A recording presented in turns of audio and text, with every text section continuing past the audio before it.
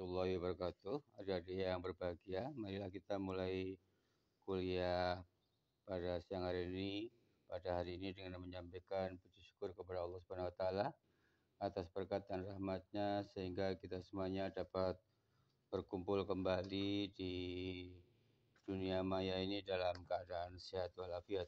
Mudah-mudahan dengan terus kita bersyukur kepada Allah Subhanahu wa taala, Allah akan berikan kita banyak kebaikan hidup yang lebih baik lagi dan juga kesehatan dan segala macamnya itu. Yang kedua, salawat dan salam mari kita sampaikan kepada junjungan kita besar Muhammad sallallahu alaihi wasallam karena beliaulah yang telah memberikan jalan keselamatan kepada kita semuanya, yaitu jalan iman dan Islam, dan besok insyaallah di hari kiamat kita semuanya akan mendapatkan pertolongannya. Amin ya rabbal alamin.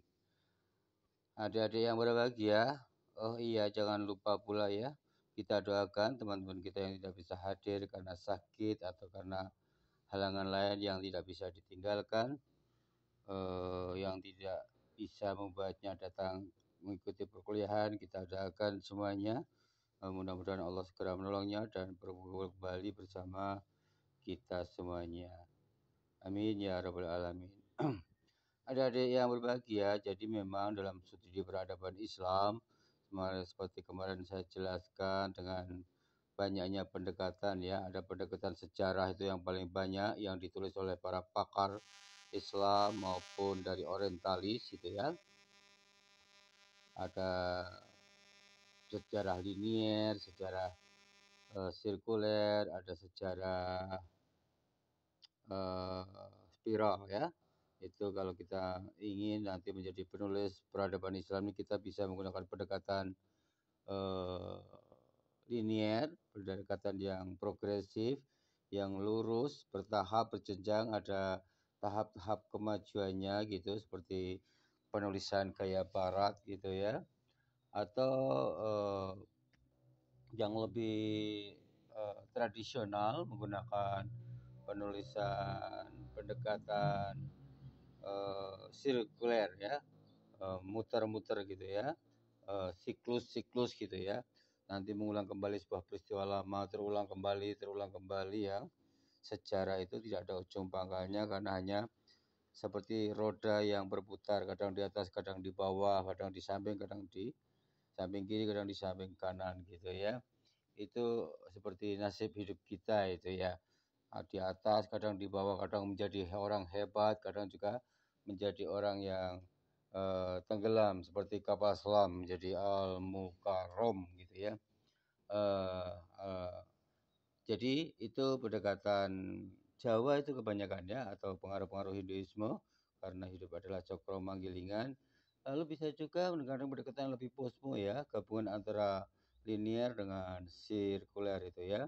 Bahwa sejarah itu memang peristiwa yang mulang-mulang, tapi ada tahap-tahap kemajuan yang ingin dicapai. Itu teori atau pendekatan yang bersifat sejarah itu bergerak secara spiral ya, seperti spiral itu ya.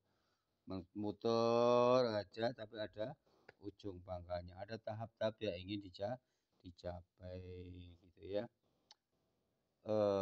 Ada juga pendekatan yang kemarin juga saya sampaikan bahwa dalam menulis peradaban Islam kita bisa menggunakan pikiran-pikirannya Pak Profesor Amin Abdullah misalnya, bahwa sekarang ini ada pendekatan yang global gitu ya, yang lebih holistik, yaitu pendekatan multidisipliner dengan pendekatan interdisipliner. Jadi kita mengkaji sebuah objek atau sebuah masalah dari peradaban Islam ini, kita menggunakan pendekatan multidisipliner atau interdisipliner gitu ya. Jadi tidak hanya pendekatan historis, tapi juga pendekatan multidisipliner dengan pendekatan interdisipliner. Kalau pendekatan multidisipliner itu objek suatu masalah itu dilihat dari berbagai perspektif gitu ya.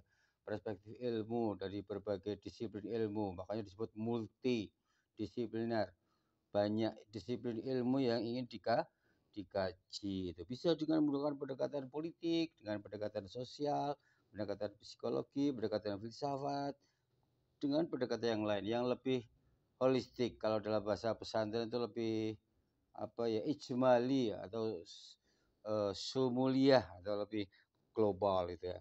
Lebih terintegralistik gitu ya kalau dalam pikirannya Profesor Amin Abdullah itu kalau kita saking pinternya gitu, misalnya profesor yang pinter itu dia melihat suatu masalah bisa dengan berbagai perspektif ilmu yang sangat luas dan beragam itu ya. Kayaknya tulisannya siapa ya? Misalnya Denis Lombard dari Prancis itu cukup luar biasa itu ya, yang menulis tentang sejarah, pendekatan sejarah itu ya tapi dengan berbagai multidisiplin itu ya di Nusantara, terutama di Jawa ini ya. Itu multidisiplin. Kalau interdisiplin itu antar disiplin ilmu, bisa 2 atau 3 disiplin gitu ya, atau 2 kebanyakannya, misalnya pendekatan sosiologi dengan filsafat, pendekatan politik dengan ekonomi gitu. Biasanya kalau para aktivis-aktivis itu kalau menulis buku itu kebanyakan menggunakan pendekatan interdisipliner ya, analisa politik dan ekonomi gitu ya, dalam melihat persoalan-persoalan negara atau persoalan-persoalan kebangsaan itu. Kebanyakan menggunakan pendekatan ekonomi dan politik itu, termasuk kalau kita menulis atau menganalisis sesuatu dengan menggunakan teori atau pendekatan interdisipliner dari uh, dua disiplin ilmu atau lebih yang saling mendukung untuk memperdalam dan memperluas objek yang kita kaji itu. Jadi itu kembali ya. Kalau kita lihat dari buku-buku studi peradaban Islam misalnya ya, yang ditulis oleh para ilmuwan Islam, misalnya Tobari dan penerus-penerusnya, misalnya siapa ya, Santipi atau siapa ya, lupa ya, dari Timur Tengah itu ya, Tarikh Tobari dan sebagainya itu ya. Itu penulisan peradaban Islam itu lebih banyak menggunakan pendekatan sejarah linier gitu ya. Dimulai kita bisa melihat peradaban Islam di Timur Tengah sebagai pusatnya Islam itu. Jadi mau tidak mau kita untuk mempelajari Islam itu memang harus dari pusatnya dulu ya, dari Timur Tengah itu ya, yang banyak timbul pergolakan dan dinamika sosial politik yang tinggi hingga sekarang ini.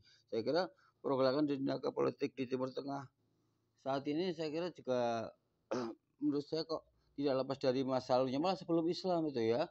Karena peradaban Timur Tengah itu peradaban yang sangat besar dan sangat tinggi, sehingga terjadi persaingan antar peradaban Persia, antar peradaban Romawi, peradaban Mesopotamia dan sebagainya itu. Biasanya para ulama kalau menulis itu sejarah peradaban Islam itu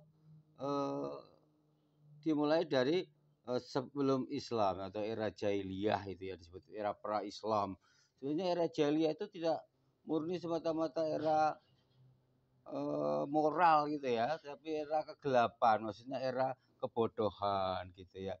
Era keterbelakangan peradaban itu era jahiliyah, era pra-Islam itu era-era dunia Timur Tengah ya, dari konflik-konflik antara peradaban Romawi, Persia, peradaban Mesir, peradaban Mesopotamia, Babilonia dan sebagainya itu perlu dipelajari pada masa-masa kegelapan. Meskipun disebut masa kegelapan bukan berarti di situ tidak ada kebaikan-kebaikan atau ilmu-ilmu yang bisa memberikan pencerahan pada kita. Kita kadang kan selalu terjebak secara dogmatik bahwa dikira masa jahiliyah itu semuanya harus ditinggalkan. Tidak, di dalam kegelapan tetap ada hal-hal yang menerangi kehidupan kita.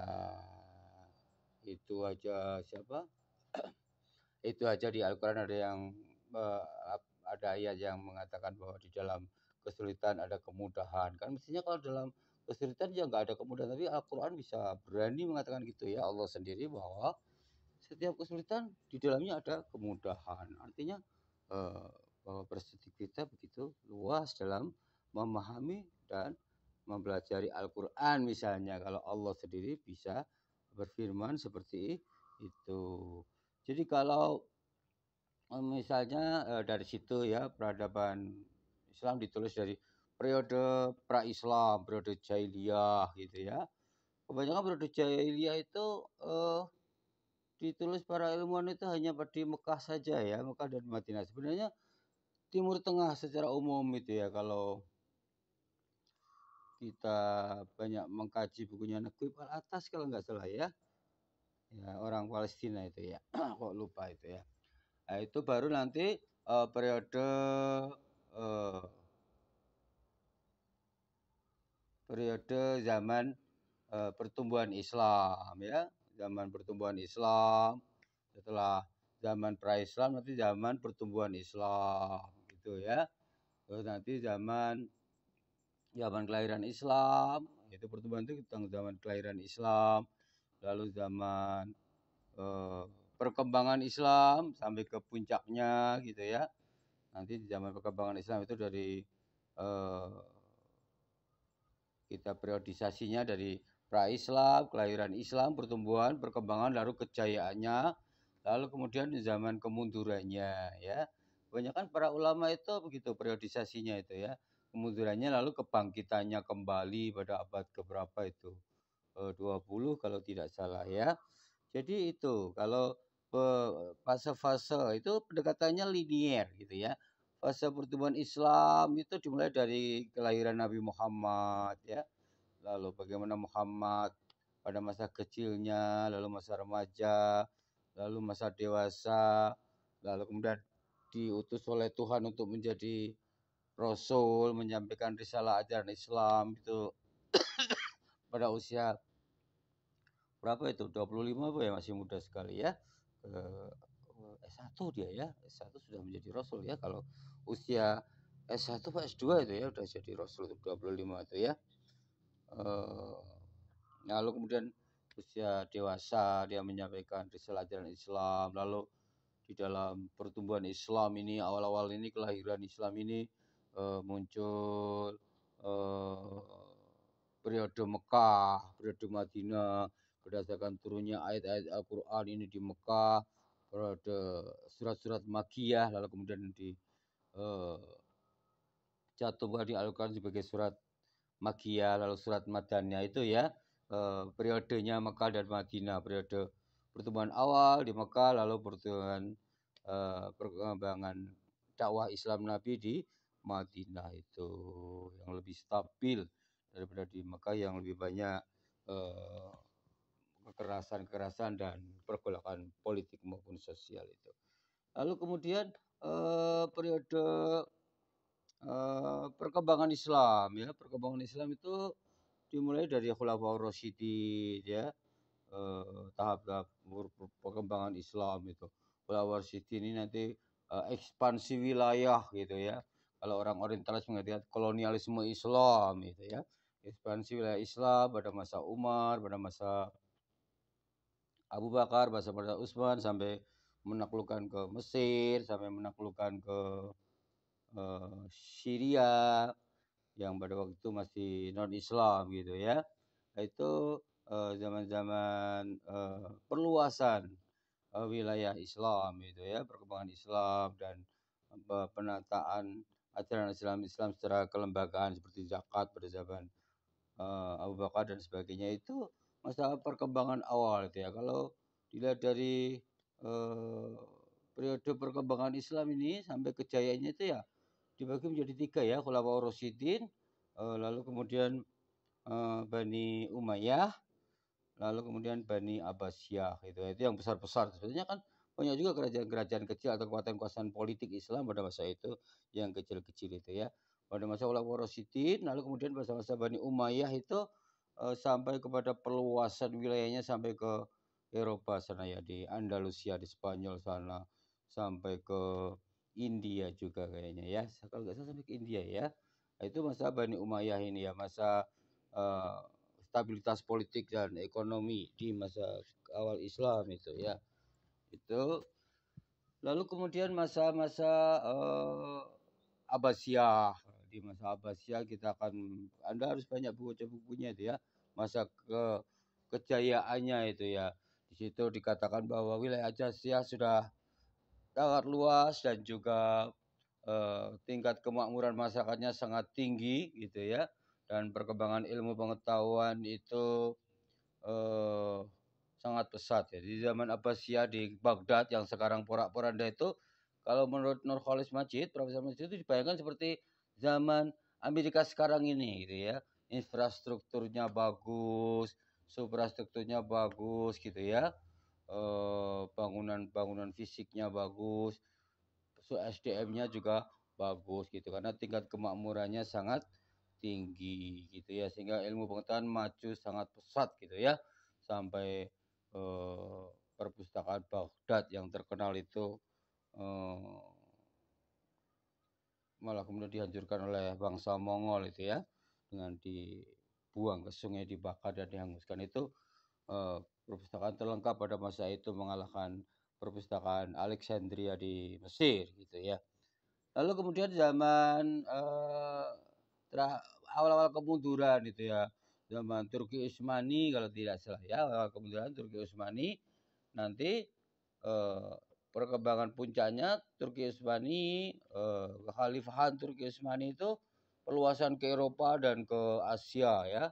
Itu lalu kemudian akhir dari Turki Utsmani ini timbul zaman kemunduran. Itu zaman kemunduran itu zaman kolonialisme Eropa itu ya, ketika bangsa Eropa menjajah seluruh dunia Islam dari Afrika, Timur Tengah sampai ke kita di Asia Tenggara itu ya.